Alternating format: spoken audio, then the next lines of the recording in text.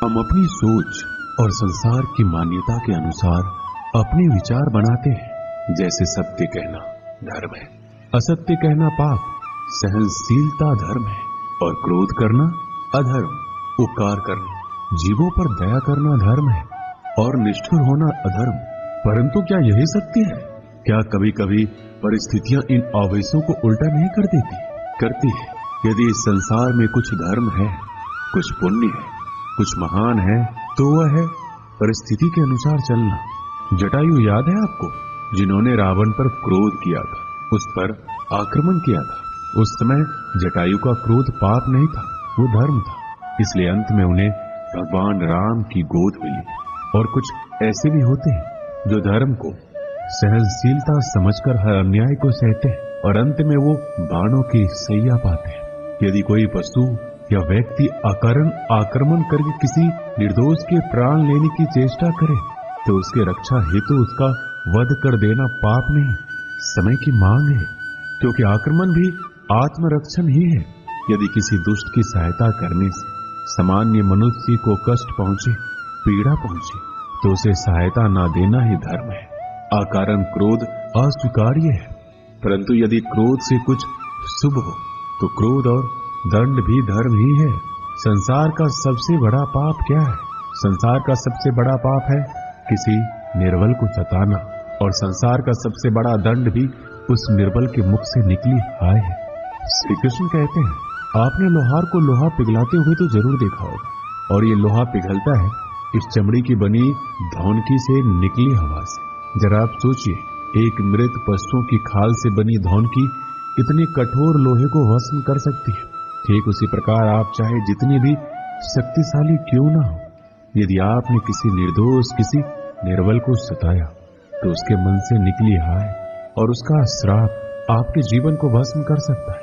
श्री कृष्ण कहते हैं, जगत में प्रत्येक व्यक्ति को किसी न किसी प्रकार की निर्बलता अवश्य होती है। जैसे कोई बहुत तेजी से दौड़ नहीं पाता, तो कोई अधिक भार नहीं उठा पाता, कोई असाध्य रोग से पीड़ित रहता है, तो कोई पढ़े हुए पाठों को स्मरण में नहीं रख पाता। ऐसे अनेकों उदाहरण और भी है। क्या आप किसी ऐसे व्यक्ति को जानते हैं जिसे सब कुछ प्राप्त हो और हम जीवन की उस एक निर्बलता को जीवन का केंद्र मानकर जीते हैं? हृदय में दुख और असंतोष दोनों सदा रहते हैं। निर्बलता मनुष्य को जन्म से अथवा संयोग से प्राप्त होती है, किंतु उस निर्बलता को मनुष्य अपने ही मन की मर्यादा बना लेते हैं। किंतु कुछ व्यक्ति ऐसे भी होते हैं जो अपने पुरुषार्थ और श्रम से उस निर्बलता को पराजित कर देते हैं। क्या भेद है उनमें और अन्य लोगों में? क्या आपने कभी विचार किया है?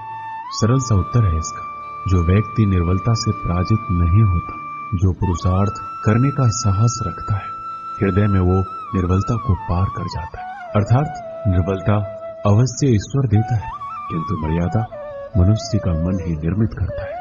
श्री कृष्ण कहते हैं, द्वंद्व दो मनुष्य के मध्य होता है, परंतु विजय सदैव एक ही मनुष्य को मिलती है, जबकि समान रूप से दोनों शक्तिशाली होते हैं और दोनों व्यक्ति समान ज्ञान प्राप्त करते हैं, लेकिन सफलता एक को ही मिलती है।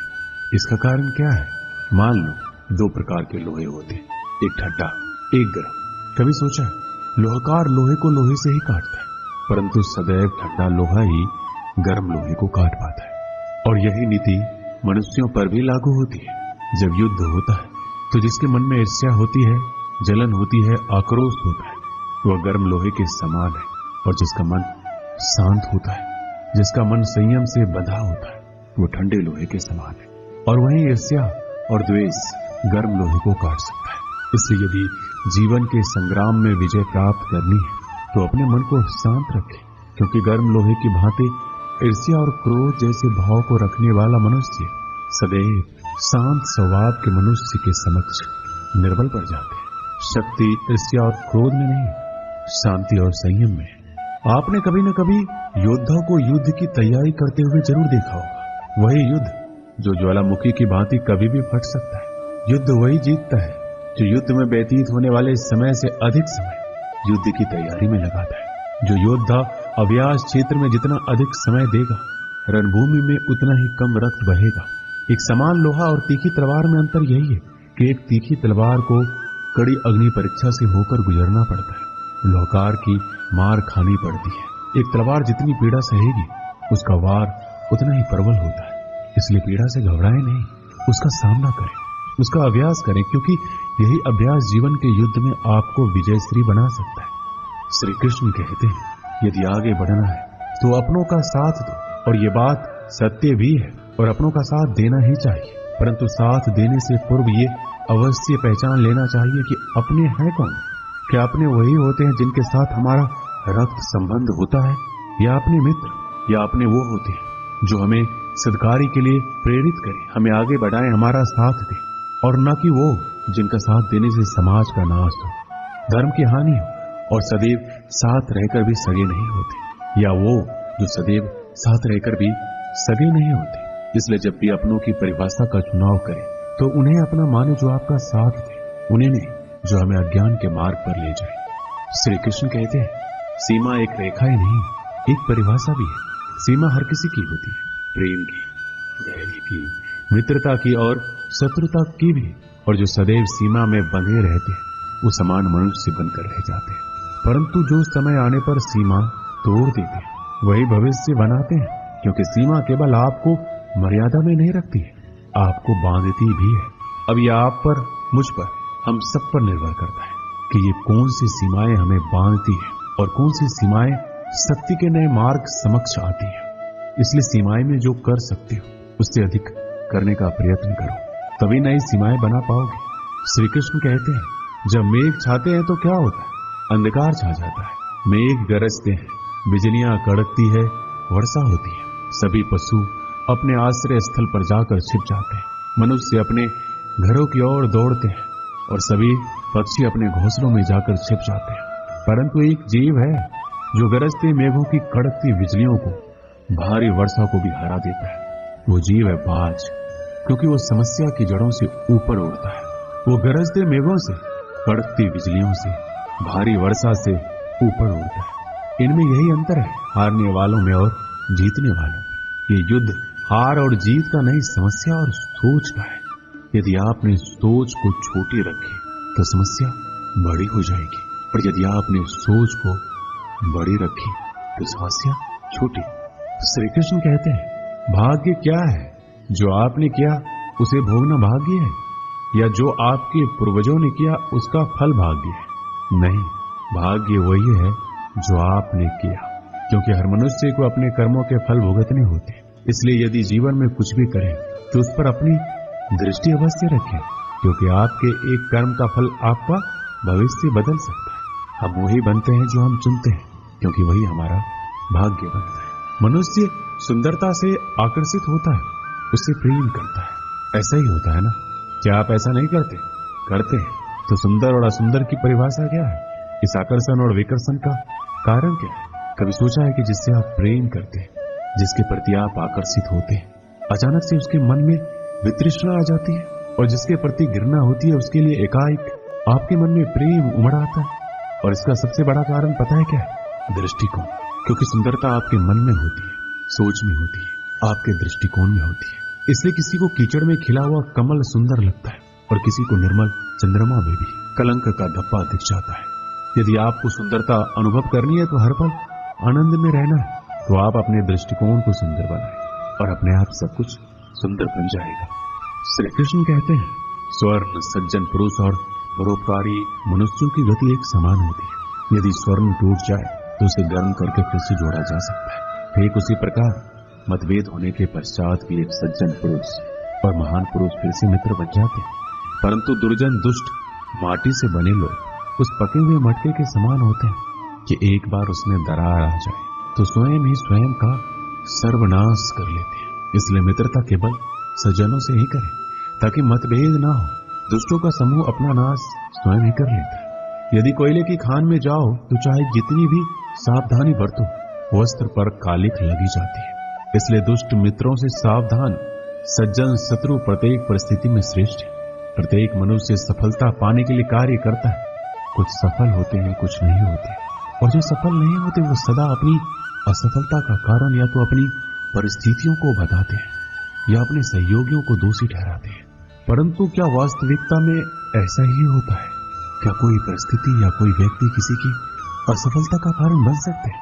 उत्तर है हाँ भी और ना भी। कैसे? आपने तितली को देखा होगा, आपने एक मक्खी को भी देखा।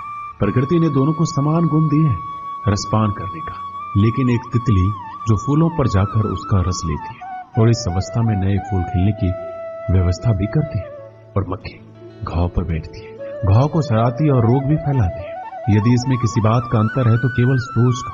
यदि आप उचित मार्ग चुनेंगे तो आपको सफलता अवश्य मिलेगा, आप में उत्साह बढ़ेगा, और यदि आप अनुचित मार्ग चुनेंगे तो आपको असफलता मिलेगी, निराशा मिलेगी। अब उचित मार्ग चुनना है या अनुचित मार्ग, ये निर्णय तो आप पर निर्भर करता है। एक बार गिद्धों का झुंड उड़ता उड़ता एक टापू पर जा पहुंचा। वह टापू समुद्र के बीचों बीच स्थित था। वहां ढेर सारी मछलियां, मेढक और समुद्री जीव थे। इस प्रकार गिद्धों को वहां खाने पीने की कोई कमी नहीं थी। सबसे अच्छी बात ये थी कि वहां गिद्धों का शिकार करने वाला कोई जंगली जानवर नहीं था। गिद्ध वहां बहुत खुश थे। इतना आराम का जीवन उन्होंने पहले नहीं देखा था। उस झुंड में अधिकांश गिद्ध युवा थे। वो सोचने लगे अब जीवन भर इसी टापू पर रहना है, यहां से कहीं नहीं जाना है, क्योंकि इतना आरामदायक जीवन कहीं नहीं मिलेगा। लेकिन उन सब के बीच में एक बूढ़ा गिद्ध भी था। वह जब युवा गिद्धों को देखता तो चिंता में पड़ जाता। वह सोचता कि यहाँ के आरामदायक जीवन इन युवा गिद्धों पर क्या असर पड़ेगा, क्या यह वास्तविक जीवन का अर्थ समझ पाएंगे। यहाँ इनके सामने किसी प्रकार की चुनौती नहीं है। ऐसे में जब कभी मुसीबत इनके सामने आ गई तो ये कैसे उसका मुकाबला करेंगे। बहुत सोचने के बाद एक दिन बूढ़े गिद्ध ने सभी गिद्धों की सभा बुलाई। अपनी चिंता जताते हुए सबसे बोला, इस टापू में रहते हुए हमें बहुत दिन हो गए हैं। मेरे विचार से हमें वापस उसी जंगल में चलना चाहिए जहां से हम आए हैं। यहाँ हम बिना चुनौती का जीवन जी रहे हैं। ऐसे में हम कभी भी मुसीबत के लिए तैयार नहीं हो पाएंगे। युवा गिद्धों ने उसकी बात सुनकर अनसुनी कर दी। उन्हें लगा कि बढ़ती उम्र के असर से बूढ़ा गिद्ध सड़िया गया है, इसलिए ऐसी बेकार की बातें कर रहा है। उन्होंने टापू की आराम की जिंदगी छोड़कर जाने से मना कर दिया। बूढ़े गिद्ध ने उन्हें समझाने की कोशिश की, तुम सब ध्यान नहीं दे रहे कि आराम के आदी हो जाने के कारण तुम लोग उड़ना तक भूल चुके हो। ऐसे में मुसीबत आई तो क्या करोगे? मेरी बात मानो, मेरे साथ चलो। लेकिन किसी ने बूढ़े गिद्ध की बात नहीं मानी। बूढ़ा गिद्ध अकेला ही वहां से चला गया। कुछ महीने बीते। एक दिन बूढ़े गिद्ध ने टापू पर गए गिद्धों की खोज खबर लेने की सोची और उड़ता उड़ता उस टापू पर पहुंचा। टापू पर जाकर उसने देखा वहां का नजारा बदला हुआ था। जहां देखो वहां गिद्धों की लाशें पड़ी हुई थी। कई गिद्ध लहूलुहान और घायल पड़े हुए थे। हैरान बूढ़े गिद्ध ने एक घायल गिद्ध से पूछा, ये क्या हो गया? तुम लोगों की ये हालत कैसी हुई? घायल गिद्ध ने बताया, आपके जाने के बाद हम इस टापू पर बड़े मजे की जिंदगी जी रहे थे, लेकिन एक दिन एक जहाज यहाँ आया। उस जहाज ने यहाँ चीते छोड़ दिए। शुरू में तो उन चीतों ने हमें कुछ नहीं किया, लेकिन कुछ दिनों बाद जब उन्हें आभास हुआ कि हम उड़ना भूल चुके हैं, हमारे पंजे और नाखून इतने कमजोर पड़ गए हैं, हम तो किसी पर हमला भी नहीं कर सकते, ना ही अपना बचाव कर सकते, तो उन्होंने एक एक करके मार कर खाना शुरू कर दिया।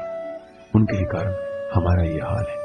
शायद आपकी बात ना मानने का ये फल हमें मिला है। दोस्तों, हमें इस कहानी से क्या सीख मिलती है? अक्सर हम कंफर्ट जोन में जाने के बाद उससे बाहर आ पाना मुश्किल होता है। ऐसे में चुनौतियां आने पर उसका सामना कर पाना आसान नहीं होता। इसलिए कभी भी कंफर्ट जोन में जाकर खुश ना हो जाए। खुद को हमेशा चुनौती देते रहे और मुसीबत के लिए तैयार रहे। जब तक आप चुनौती का सामना करते रहेंगे तो आप हमेशा आगे बढ़ते रहेंगे। दोस्तों, इस वीडियो में बस इतना ही। मिलते हैं अगली वीडियो में। अपना ख्याल रखिएगा। जय श्री कृष्ण।